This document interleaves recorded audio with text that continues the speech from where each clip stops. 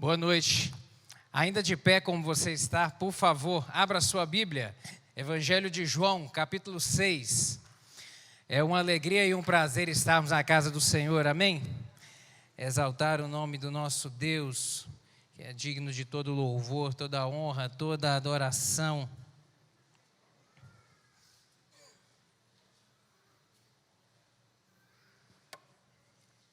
Evangelho de João, capítulo 6. Vamos ler dos versos 1 a 14. Diz assim a palavra do Senhor. Depois disso, partiu Jesus para o outro lado do mar da Galileia, que é o de Tiberíades, e grande multidão o seguia porque via os sinais que operava sobre os enfermos. E Jesus subiu ao monte e assentou-se ali com os seus discípulos. E a Páscoa, a festa dos judeus, estava próxima. Então Jesus, levantando os olhos e vendo que uma grande multidão vinha ter com ele, disse a Felipe: onde compraremos pão para estes comerem? Mas dizia isso para o experimentar, porque ele bem sabia o que havia de fazer. Felipe respondeu-lhe: 200 dinheiros de pão não lhes bastarão, para que cada um deles tome um pouco. E um dos seus discípulos, André, irmão de Simão Pedro, disse: está aqui um rapaz que tem 5 pães de cevada e 2 peixinhos. Mas que é isso para tantos? E disse Jesus: mandai assentar os homens. E havia muita relva naquele lugar. Assentaram-se, pois, os homens em número de quase 5.000. E Jesus tomou os pães e, havendo dado graças, repartiu-os para os discípulos. E os discípulos pelos que estavam assentados. E igualmente também os peixes, quanto eles queriam. E quando estavam saciados, disse aos seus discípulos: recolhei os pedaços que sobejaram, para que não se perca. Recolheram-nos, pois, e encheram 12 cestos de pedaços de 5 pães de cevada, que sobejaram aos que haviam comido. Vendo, pois, aqueles homens o milagre que Jesus tinha feito, diziam: este é verdadeiramente o profeta que devia vir ao mundo. Amém? Feche seus olhos, vamos orar mais uma vez. Pai querido, muito obrigado pelo privilégio que é estarmos na casa do Senhor. Muito obrigado pelo privilégio que é conhecermos a verdade, que é o Senhor. O Senhor é a verdade. Obrigado porque essa verdade nos liberta, essa verdade nos libertou, essa verdade transforma a nossa mente, transforma o nosso jeito de pensar, a nossa forma de agir.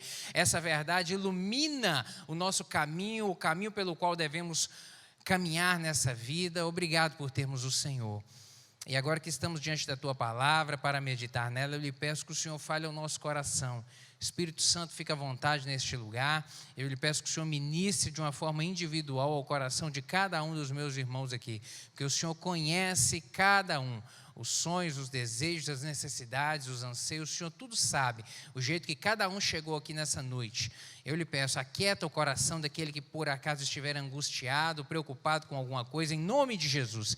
Espírito Santo, aquieta e fala conosco. Me dá graça para transmitir essa palavra, pois eu dependo inteiramente do Senhor.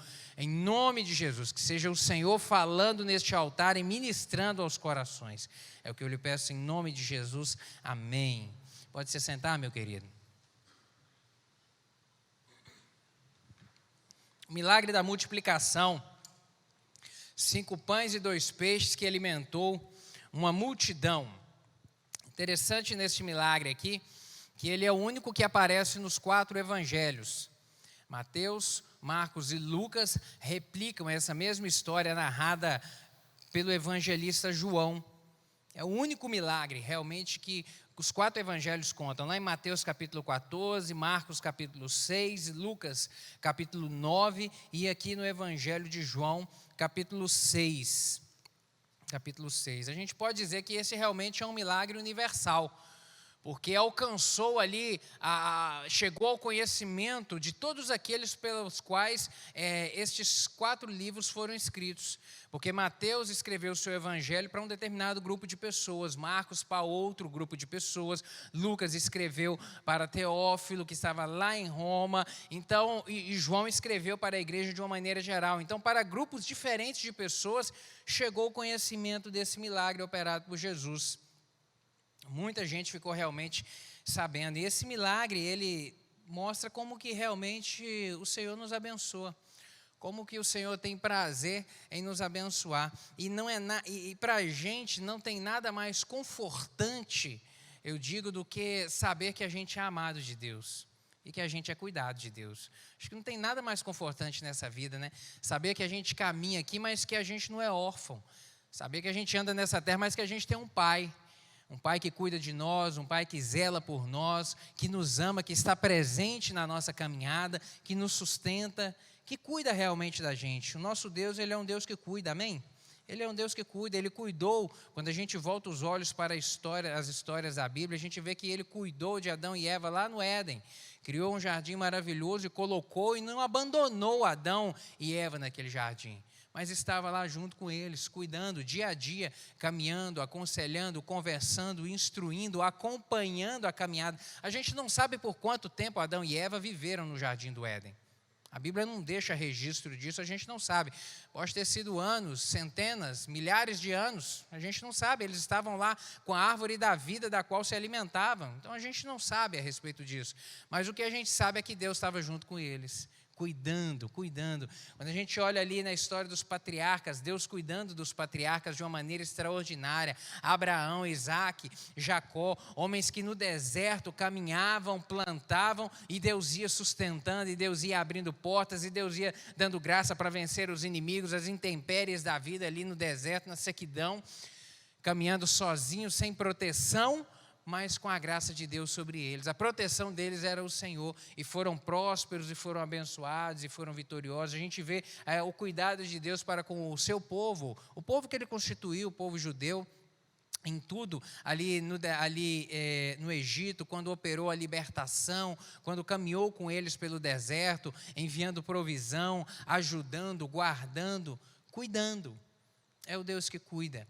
É o Deus que cuida. No tempo dos juízes, ali quando entraram na terra prometida, enquanto clamavam ao Senhor, Deus ia agindo, Deus ia operando. Depois, no tempo da monarquia de Israel, quando também os inimigos se levantavam e aí eles clamavam, Deus se manifestava, operava libertação, operava feitos extraordinários e sobrenaturais. Deus cuidou. No Novo Testamento, quando a gente vira as páginas da Bíblia que entra em Mateus, no Novo Testamento, a gente vê Deus cuidando da igreja primitiva, a gente vê Deus agindo ali na vida daqueles homens. Na nossa história contemporânea, a gente vê Deus agindo, Deus cuidando das nossas vidas. Ele cuida de você? Você se sente cuidado por Ele? Amém, que coisa boa, que privilégio nosso a gente sentir isso. A maior prova de amor e de cuidado do Senhor e de amor para conosco, a gente sabe que é Jesus Cristo.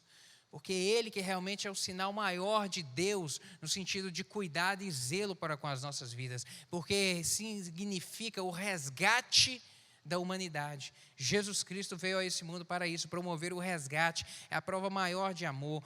João 3,16...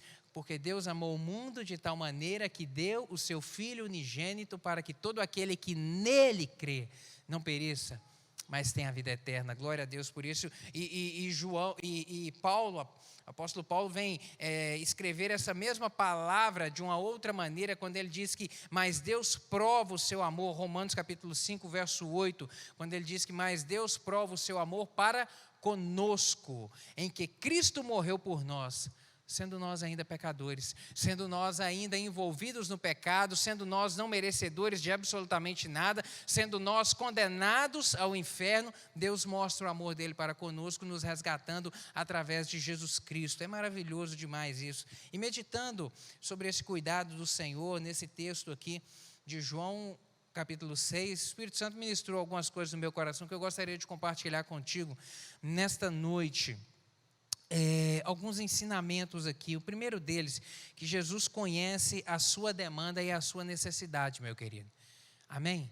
Jesus conhece a sua demanda e a sua necessidade. A gente vê aqui Jesus sentado com seus discípulos e uma multidão chegando junto a ele. A gente não vê em momento aqui nenhum dos apóstolos chegaram até Jesus e avisaram: olha, Jesus, o povo está com fome. Olha, Jesus, esse povo está chegando aqui, já está chegando a hora do almoço, eles estão com fome, estão batendo panela ali, estão chorando. A gente não vê aqui na Bíblia registro de choro, registro de reclamação do povo. A gente não vê murmuração do povo, a gente não vê ninguém falando de comida. Quem falou de comida aqui foi quem? Foi Jesus. Jesus que falou: esse povo está com fome. Foi Jesus. Jesus percebeu, Jesus olhou para a multidão e falou: esse povo está com fome. Jesus conhecia a necessidade daquele povo. Jesus viu a necessidade daquele povo. Como é maravilhoso a gente saber que Jesus faz isso, meu querido. Ele conhece a nossa necessidade antes que a gente declare, antes que a gente abra a boca para poder falar alguma coisa. Ele tudo já sabe.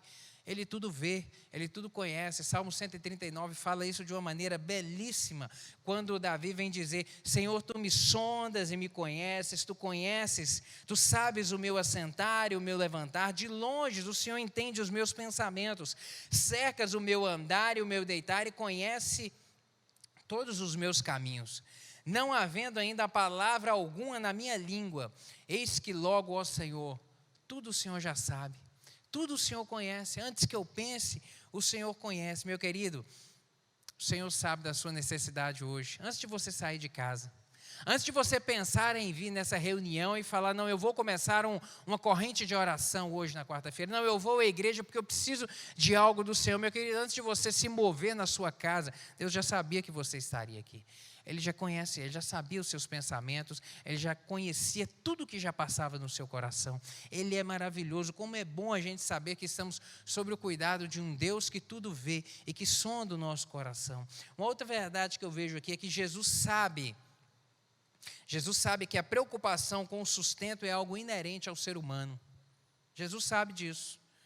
Essa preocupação com o sustento, com a mantença, com a provisão, isso é algo nosso. É algo que está em nós, isso, está em nós. E Jesus tanto sabe isso que quando Ele começou o ministério dele, lá em Mateus capítulo 6, um dos primeiros ensinamentos que Ele deixou registrado foi sobre o quê? Sobre ensinar sobre a ansiedade da vida. Abre sua Bíblia aí, Mateus capítulo 6, por favor, versos 31 a 34. Mateus capítulo 6, versos 31 a 34. Palavras de Jesus, na qual Ele diz assim: não andeis, pois, inquietos, dizendo: que comeremos, ou que beberemos, ou com que vestiremos? Porque todas essas coisas os gentios procuram. De certo, o vosso Pai Celestial bem sabe que necessitais de todas essas coisas. Mas buscai primeiro o reino de Deus e a sua justiça, e todas essas coisas vos serão acrescentadas. Não vos inquieteis, pois, pelo dia de amanhã, porque o dia de amanhã cuidará de si mesmo. Basta cada dia o seu mal. Amém? Ele já sabia que essa necessidade quanto às coisas da vida é inerente a nós. Volta a sua Bíblia lá em João capítulo 6, que nós vamos continuar lá falando a respeito disso. Sabe? Mas isso é coisa nossa. Então Jesus, cá no início do seu ministério, Ele já vem falar a respeito disso, justamente para poder trazer a mensagem de aquietar o coração, a respeito de confiar no Senhor, de depender dEle e de não viver de uma maneira angustiada com essas necessidades inerentes à nossa sobrevivência. E hoje, mais do que nunca, a gente vê essa lista de coisas aumentando. Não é? A preocupação com o aluguel, com o financiamento da casa, com o financiamento do carro, com o plano de saúde, com a escola do menino, com o inglês, com o balé, com a natação, com o jiu-jitsu. A gente vai aumentando a lista. Então, hoje, mais do que nunca, a lista está crescendo de coisas que a gente acha que são importantes e que a gente entende como importante para a nossa vida. E isso, por vezes, vai causando o quê? Mais apreensão, mais preocupação, sabe? Mais ansiedade, às vezes frustração para aqueles que não conseguir algumas coisas, descontentamento, infelicidade, depressão, às vezes crise de pânico e às vezes até mesmo morte, porque o conjunto dessa obra toda vai corroendo as emoções, vai causando um estresse, às vezes tamanho, que dá um infarto. Preocupação, isso é coisa inerente ao ser humano, mas Jesus Cristo já sabia disso e por isso Ele veio ensinar sobre a necessidade nossa de colocar a fé no Senhor, de esperar nele, de confiar que Ele realmente cuida que Ele realmente é quem cuida. Uma outra coisa que eu vejo aqui nesse texto, os versos 1 ao verso 7 aqui, é que Deus mostra a grandeza da bênção em proporção direta com a necessidade. Deus mostra a grandeza da bênção e do agir dele em proporção direta com a necessidade. Sabe, querido, na economia de Deus, quanto maior a necessidade, maior é a bênção. Essa é uma verdade. Na economia de Deus, quanto maior a necessidade, maior vai ser a bênção. Sabe, a gente vê Jesus operando diversos milagres. Ele agiu ali, por exemplo, curando a sogra de Pedro, que estava com febre. Não tinha dipirona lá. Ela estava com febre. E Deus entra e age e cura. A gente vê um outro milagre de Jesus, ele curando uma mulher que tinha uma hemorragia há 12 anos, um sofrimento terrível. Jesus vai e cura. A gente vê um outro milagre de Jesus ressuscitando Lázaro, um defunto de 4 dias. Jesus ressuscita, opera algo extraordinário e sobrenatural. Mas em todos esses três exemplos que eu disse aqui, são milagres, necessidades diferentes, mas milagres, agir de Deus na proporção que era necessária para aquilo acontecer, seja curar uma febre, seja curar uma hemorragia, seja curar um cego, seja levantar um coxo, seja ressuscitar um defunto. À medida da proporção que era necessário o agir de Deus, Ele foi lá e operou, Ele foi lá e agiu. Deus age assim, meu querido. Ele age, a bênção dele é manifesta de maneira proporcional. A medida do milagre é a nossa necessidade. Você pode falar para quem está do seu lado, olha, a medida do milagre é a sua necessidade. A medida do milagre na sua vida é a sua necessidade. Deus vai agir na proporção daquilo que você necessita que Ele toque, que você necessita que Ele age, meu querido. Ele age assim, Ele age dessa maneira. Uma outra verdade que eu vejo aqui, versos 5 e 6, é que Deus não é pego de surpresa. Deus não é pego de surpresa, versos 5 e 6, então Jesus, levantando os olhos e vendo que uma grande multidão vinha ter com ele, disse a Filipe, onde compraremos pão para estes comerem? Mas dizia isso para o experimentar, porque ele bem sabia o que havia de fazer. Deus não é pego de surpresa, meu amado, Deus sabe de tudo. Glória a Deus por isso, porque Ele vê tudo, nada há escondido ou encoberto para o Senhor. Ele conhece o passado, Ele conhece a nossa vivência hoje, Ele olha para frente e sabe os seus passos no dia de amanhã. A gente não conhece um palmo na nossa frente, mas Deus sabe de tudo. Deus sabe o dia que você vai fechar os olhos, Deus sabe de tudo. Ele conhece a nossa caminhada. Em Hebreus capítulo 4, verso 13, diz o seguinte, e não há criatura alguma encoberta diante dele, antes, todas as coisas estão nuas e patentes aos olhos daquele com quem temos de tratar. Todas as coisas estão nuas e patentes aos olhos do Senhor. Ele tudo vê, Ele tudo sabe, Ele tudo conhece. Ele tudo conhece, nada há de escondido. Querido, Ele sabia que Adão e Eva iriam comer o fruto proibido da árvore. Ele sabia. Deus não foi pego de surpresa ao descer no jardim, como diz lá em Gênesis, e procurar e perguntar, Adão, onde você está, Adão? E o Adão está lá escondido. Deus não foi pego de surpresa naquele momento, não, Ele já sabia que aquilo ia acontecer. Ele já sabia que Abraão tinha coragem de sacrificar Isaac, e ia sacrificar Isaac. Ele sabia que quando ele levantou o tutelo, ele ia descer a faca e ia cortar o pescoço do menino. Ele sabia disso. Por isso ele enviou a provisão, ele enviou o cordeiro. Ele sabia que Jó não o negaria. O diabo não sabia. O diabo falou, olha, Jó serve ao Senhor porque ele vive uma vida boa, ele tem dinheiro, ele tem camelo, ele tem casa, ele tem carro, ele vai no shopping no final de semana, a casa dele tem piscina, é tudo tranquilo com ele. Deus falou, não, então você pode tocar nele, pode tirar as coisas. Eu sei que ele não vai me negar. Deus sabia que Jó não negaria.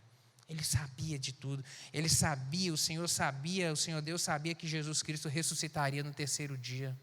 O diabo não sabia disso. O diabo, quando Jesus é morto na cruz, ele acredita que ele tinha vencido, que ele havia vencido o Filho de Deus.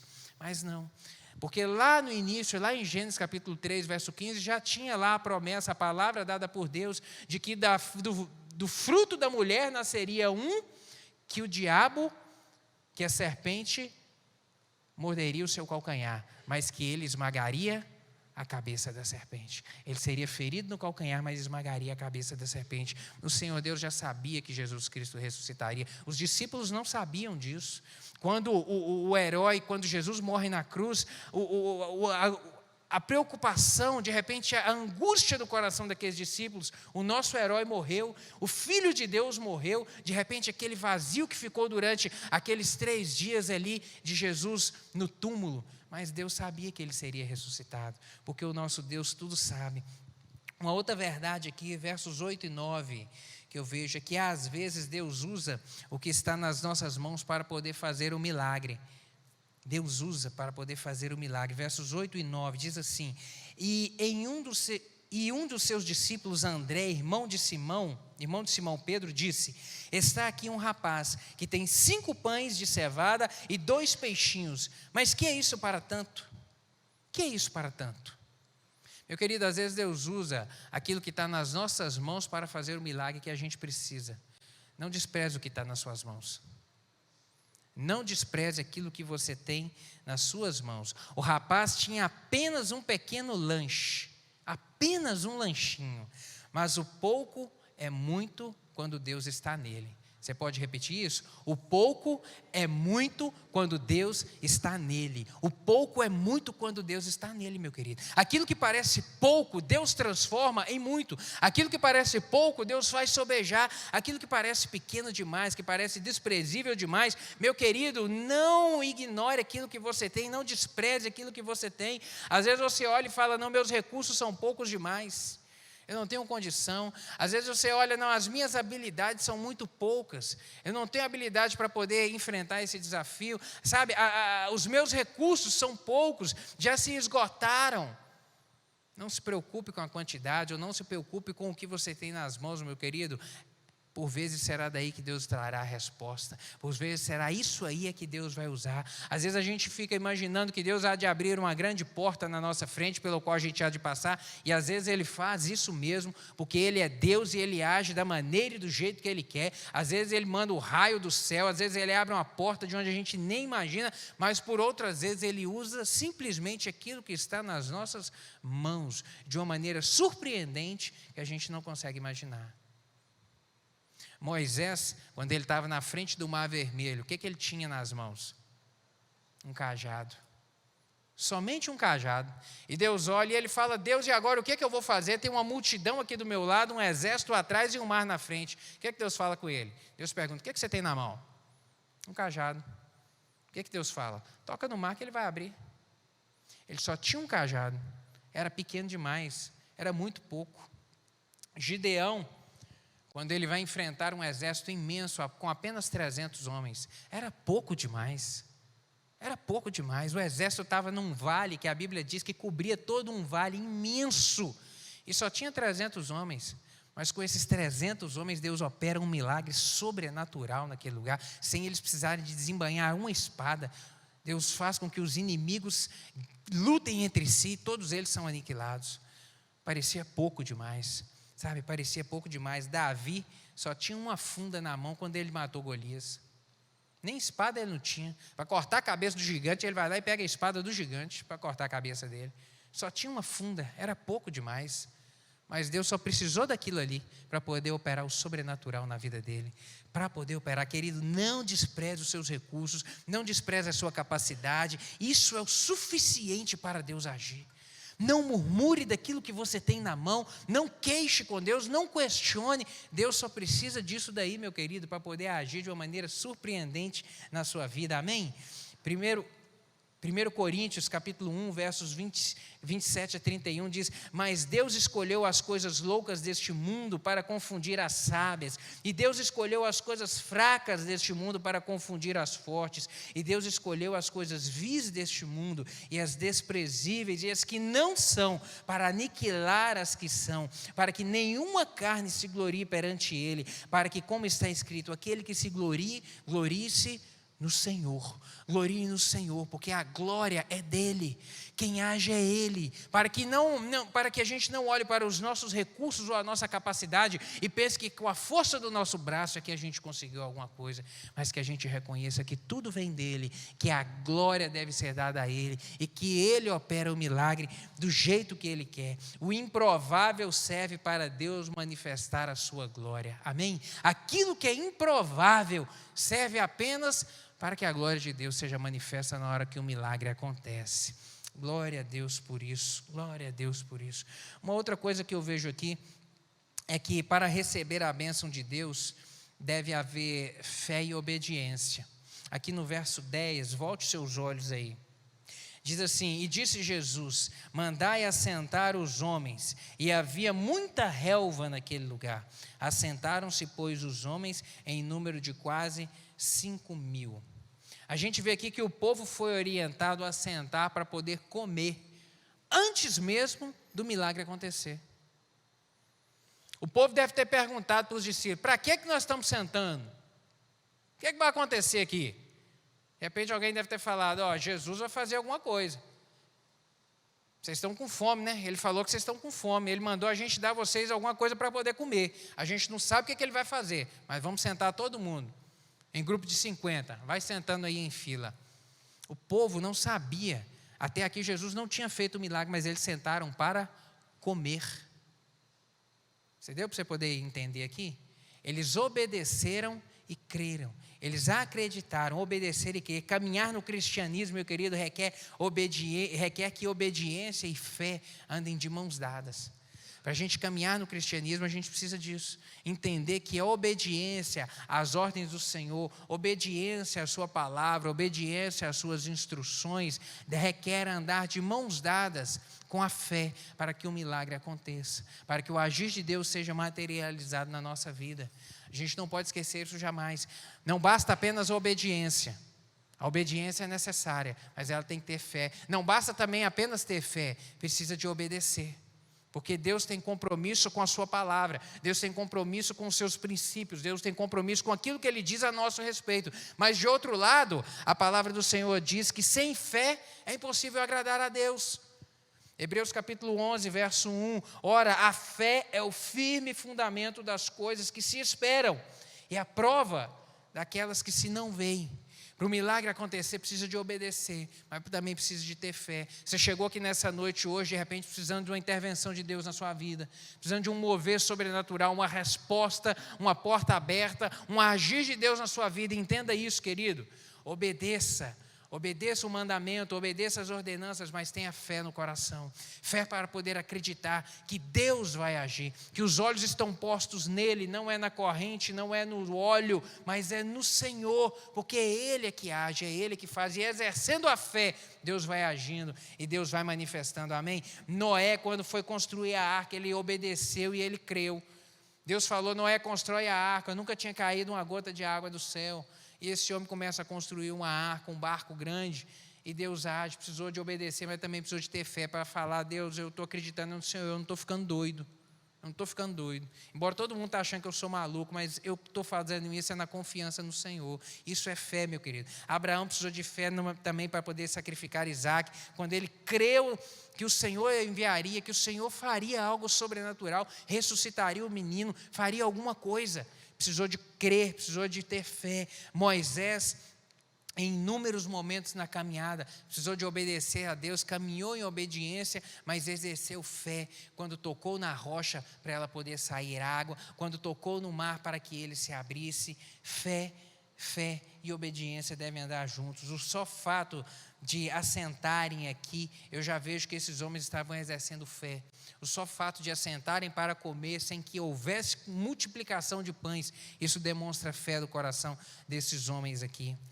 Mais uma lição que eu vejo nessa passagem aqui é que as experiências vividas, elas devem servir de combustível para a gente.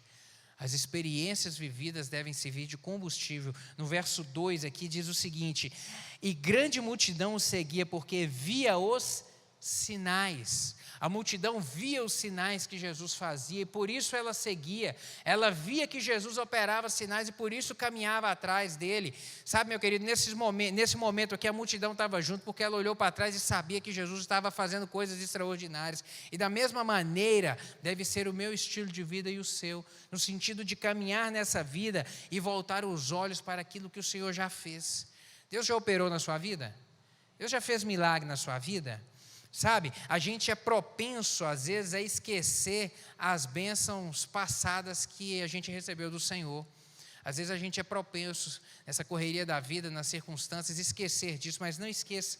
Não esqueça, lembre-se sempre disso. Volte os olhos para o passado, para que os seus passos hoje caminhem firmes adiante. Volte os olhos para ver o que Deus agiu e você olhar hoje para frente e acreditar, caminhar de maneira firme, que o Senhor que agiu ontem, Ele é o mesmo de hoje. Ele é o mesmo de hoje, amém? No dicionário a palavra lembrar significa trazer à memória, recordar, estar no pensamento, fazer um memorial.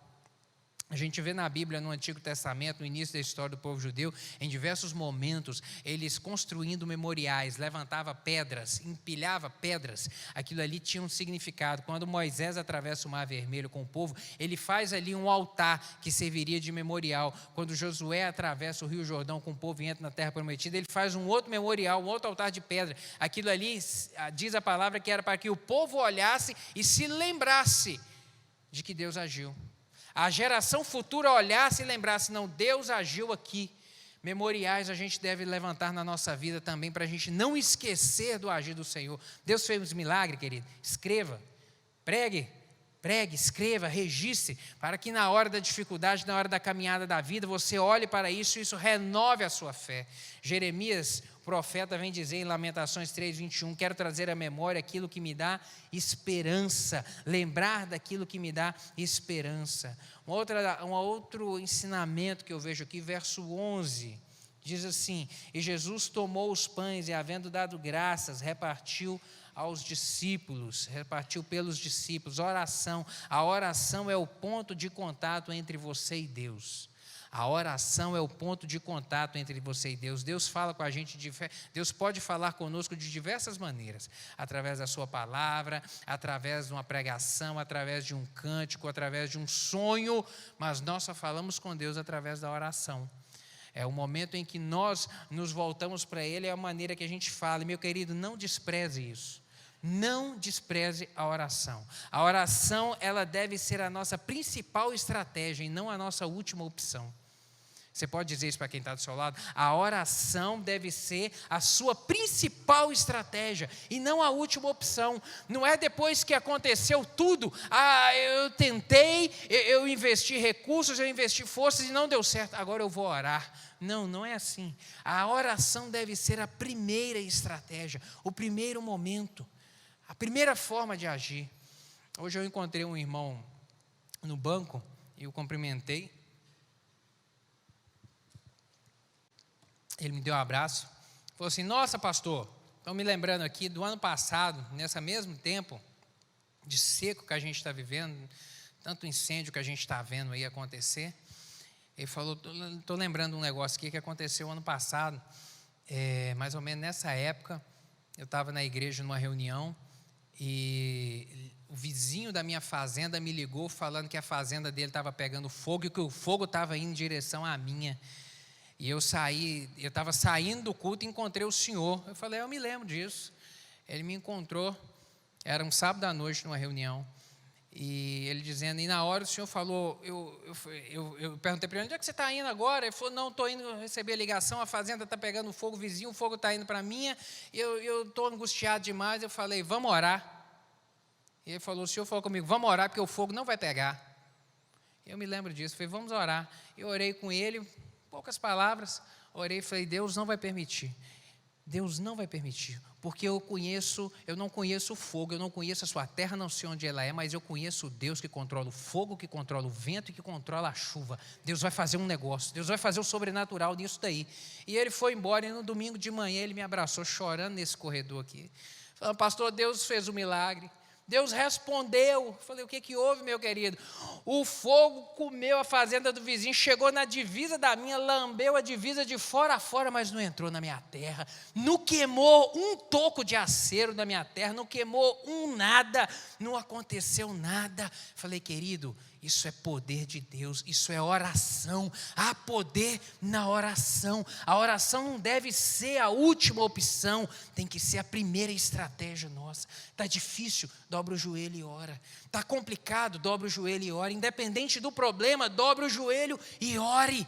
Porque a oração tem poder, há poder na oração. Na sua aflição clamaram ao Senhor. Salmo 107, versos 28 a 30. Na sua aflição clamaram ao Senhor, e Ele os tirou da tribulação em que se encontravam. Reduziu a tempestade, e uma brisa serenou as ondas sossegaram, e eles se alegraram, e Deus os guiou a porto seguro. Amém? A oração tem poder, meu querido. Você está aqui nessa noite para poder orar, então clame ao Senhor. Clame que o nosso Deus é Deus de milagre, é Deus de resposta, é Deus que age. Eu gostaria que você fechasse os seus olhos para nós orarmos. O nosso Deus é Deus que tudo controla. Creia no poder da oração. A oração move fronteiras. A oração rompe obstáculos. A oração é através da forma que Deus age. É o nosso clamor. E enquanto a gente vai clamando e orando, o Senhor vai agindo. O Senhor vai ordenando anjos para poder trabalhar a nosso respeito. Eu não sei a sua necessidade hoje, mas eu sei o Deus em que eu confio. Eu creio em um Deus que tudo pode, que tudo faz. Coloque a mão no seu coração aí para nós orarmos. Pai, te damos graças pela tua palavra. Te damos graças porque o Senhor é Deus de milagre, é Deus que responde. É o mesmo Deus que operou ali no passado, multiplicando 5 pães e 2 peixes, algo que era tão pouco, tão insignificante, tão desprezível ali, que até o apóstolo André disse, mas o que é isso para essa grande multidão? Mas ele não conhecia o poder do Senhor, ele não conhecia a plenitude do poder. Ele tinha visto Jesus operar alguns milagres, mas ele nunca tinha visto Jesus multiplicar pão. E naquele dia o Senhor manifestou um poder extraordinário, em que cerca de 20.000 pessoas ali foram alimentadas. 5.000 eram só homens, mas não contou mulheres e nem crianças, que devia ter muito mais do que isso. Meu Deus amado, o Senhor conhece o coração dos meus irmãos aqui nessa noite. O Senhor sabe da necessidade de cada um. Eu lhe peço que em nome de Jesus Cristo, Pai, o Senhor corrompa os grilhões, quebre cadeias nessa noite, para manifestar o teu poder de uma maneira sobrenatural na vida e na necessidade de cada um. Meu Deus, para que possam glorificar e testemunhar do poder e do agir do Senhor nas suas vidas. É o que eu lhe peço em nome de Jesus, meu Deus. Amém. Amém, meu querido.